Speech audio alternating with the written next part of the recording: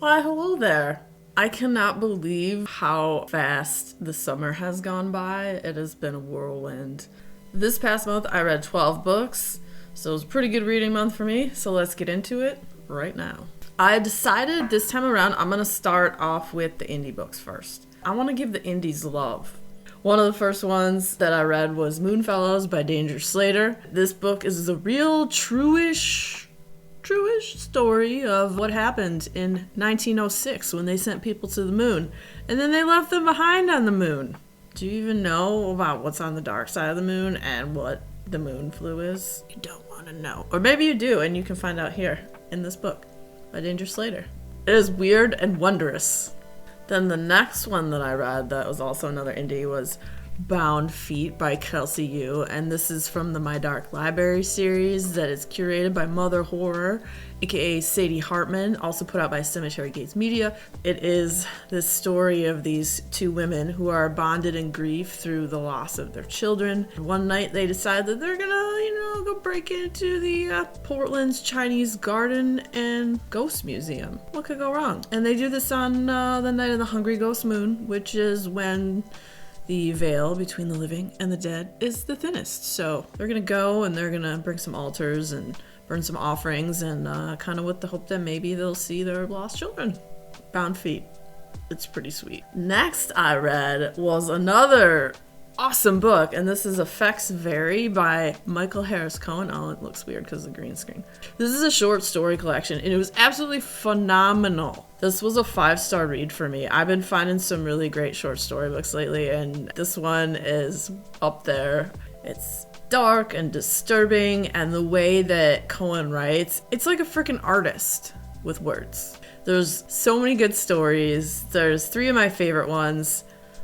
The first one is What Happens in the Dark Will Soon Happen in the Light. And it's a story about a father coming home from war and his wife and daughter, they're just trying to go about their normal lives, and the father's eyes just aren't the same, and the little girl notices this, and it's just kind of a dark, weird, sad story, and it's really fantastically written.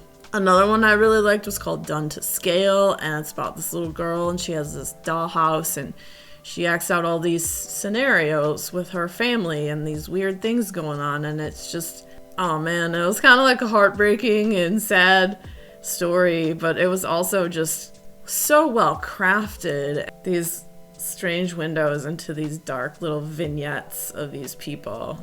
Truly, truly phenomenal. And then my third favorite was called The Book of Skies, and it is about this father and his son, and the father has this book of skies, and it has what all the different things that the sky could possibly mean and what the sky wants. Does the sky want sacrifices made to it? What has to be done to have the crops grow, and this, that, and the other, and what happens and what could go wrong with that? I don't know. What kind of sacrifices does the sky want, huh? I feel like whoever reads this, you'll find your own that are your favorites. This is the first time I've ever read this author. Awesome. And then the last indie book I read, and this one came from Tenebrous Press, which also put out the book Lure that you've probably heard me talk about, Lure by Tim McGregor. It's awesome. I read that last month. So is Crook. I had to look up how to say that. This book was a very intense read. It's a novella. Actually, all of the indie books are fairly short. The short stories one was a little longer, but most of them are novellas. So Crook is a story of this town and what happens when these 2 ex-cops find at one of the townsfolk's house this family going about their lives, except for a little bit strange. One of them is missing their head, and the other one doesn't have any eyes. And they're just, going about their day, pouring cereal, keeping it real. And then the town is thrown into this tumultuous, dark, weird, evil, this can of worms is opened and unleashed, and it's a crazy freaking story. There are several trigger warnings. They are listed in the book, so if you are easily triggered, please always check that first. It was a wild horror read, and if you've ever seen the movie Hot Fuzz, I kind of got some Hot Fuzz vibes, but this is way darker and way more intense. So those are the indies that we read this month. I read The Daughter of Dr. Morobe. by Sylvia Moreno Garcia. So the original book, The Island of Dr. Moreau, that was written by H.G. Wells, and this is kind of like creates this continuation of the story about Carlota, who is Dr. Moreau's daughter, and they live kind of isolated, and they're out on the Yucatan Peninsula, and on their property where they're on this hacienda, the doctor has his experiments, which are these hybrids that are part animal, part human, which some may consider abomination. And he's being funded by this very rich man. And the purpose of this is to eventually have these hybrids go work in the fields of this rich dude. He creates these hybrids, and they have all these different ailments and health issues, and so they haven't been able to go and work in the fields. And this guy's starting to get impatient. He's like, all right, dude, what the heck is going on? When is this gonna, happen? I'm kind of getting sick of pouring all this money into this. But then you come into the story of Carlota and like her growing up and being friends with the hybrids and just all of that dynamic and what happens. And then one day the son of the really rich man shows up at the hacienda, and and they're afraid he's gonna find out about the hybrids because the father didn't tell the son, and it's the whole story of that. It was pretty good. I enjoyed it.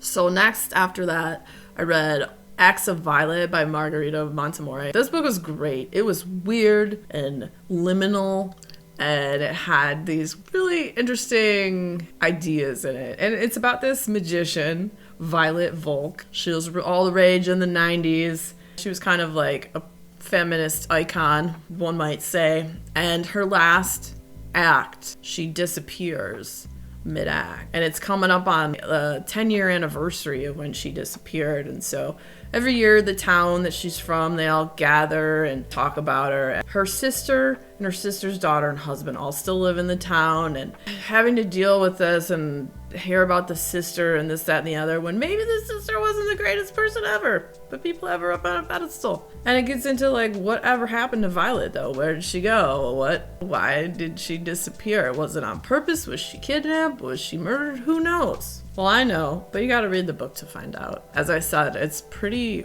wild and out there. Then another book I read was The Night Shift by Natalka Burian. It takes place in New York City. There are all these portals, I guess, or doorways, shortcuts that take you from one area to the next. But when you go through these shortcuts, you get these weird side effects. And maybe you start talking a little more and giving away stuff about yourself that you wouldn't normally want to say about stuff. And so the main character, she finds out about them through one of her coworkers. She works at a bar, but she had to take on a second job because she lives in New York and it's ridiculously expensive and she can't freaking afford it. So he shows her one night the shortcuts, and he's kind of has a weird obsession with the shortcuts, one might say.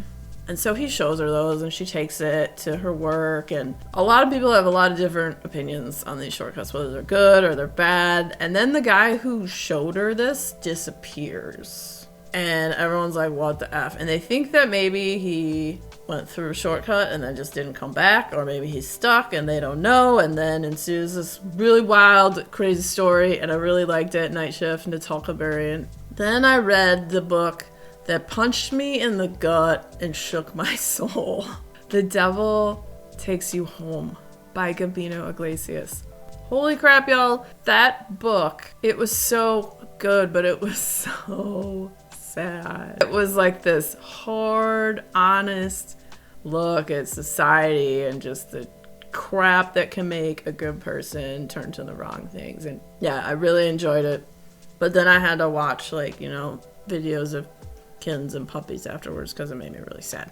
But it was really fantastic. After that, I read the novella Dark Harvest by Norman Partridge. This is going to be made into a movie. This is about this entity, the October Boy, or otherwise known as Sawtooth Jack. Every year in this town, this creature comes to life. It's this weird, dark secret.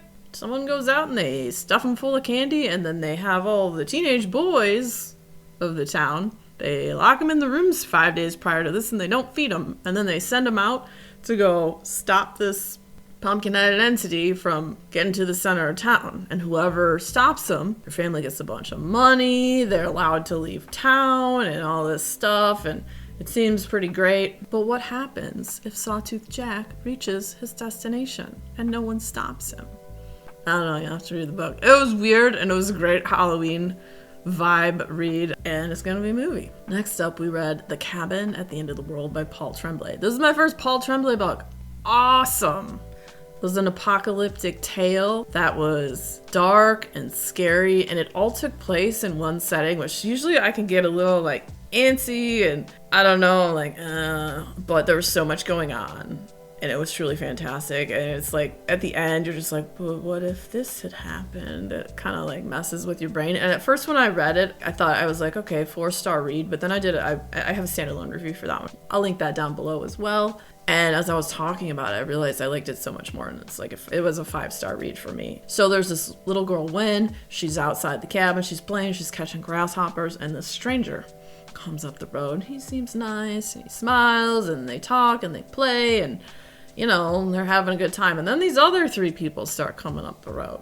And they have these weird weapon-looking things in their hands. And when the little girl's like, what, are these your friends? And he's like, well, not exactly. And then he says, you and your dads are gonna have to make some decisions that you may not like in order to save the world. You need to let us in when we come to the cabin, or something along those lines anyways. So she runs and she gets her dad's, and they go inside and they shut the doors, and then these people are coming up because they want to get in. And what happens? It's freaking crazy. You gotta read it. And it's gonna be a movie made by that M. Night Shyamalan is making. I can only imagine what the movie is gonna be like. Holy bananas. And then I also read The Ferryman by Justin Cronin. This does not come out till, I think, May of next year. This was a fantasy book. So there's this place that is an archipelago that is outside and hidden from the rest of the world. So it's in our world, but it's kind of hidden away. And it was founded by the mysterious designer that no one really knows who that is. These people that live in Prospera, they have these weird readers in their arm, and it tells them when their health goes below a certain percentage. And then when they hit a point where they're getting kind of out there and not like, the brain's not all what it used to be, the ferryman comes and takes them across to this place called the nursery, where then they're then reintegrated or reborn. So they don't technically die. They go and they reintegrate them, and then they're reborn, and all their memories are wiped. They send them out into the world as like a teenager again. Proctor Bennett is the ferryman, and it gets into like him growing up, which he was a ward of this family. The people in Prospero, they cannot have children. When they get to a point when they're married and they choose to, they can adopt a ward. And so this one family, they adopt Proctor Brennan, and he grows up and becomes a ferryman. And it's a very unusual career because, you know, you're taking people over to basically die but not die and be reborn. And it was such a crazy book. The full review for that one will not be out until next year. The final book I read this month was Create Something Awesome by Roberto Blake, who is a YouTuber that has a focus on content creation, how to grow as a content creator, all kinds of different stuff along those topics with content creation. And this book was just basically like gives you the tools, is a great and phenomenal roadmap if you want to grow your channel. He gives great advice, and his book is basically a culmination and takes all the good parts of his videos and puts it all in one place. And it's such a great accompaniment to his channel. He, as I said, is a YouTuber, he's a keynote speaker, podcaster, and he just has a really phenomenal wealth of knowledge and grasp of the content creator economy. I got some good advice in there that I'm gonna put into action. So what has been the best book you've read this month? Honestly, I think it might have been Effects Fairy by Michael Harris Cohen, the short stories. It was phenomenal. I really, really liked it. There were so many good books that I read this month, but that one was just, it really stood out to me. It was truly fantastic. If you like hearing about many books that I am reading, the next video coming up will be a wrap-up of sorts. So stick around, check it out. And if you had fun hanging out today, boop that like button, come back, see me again, and we'll talk about more bookish things and weird stuff.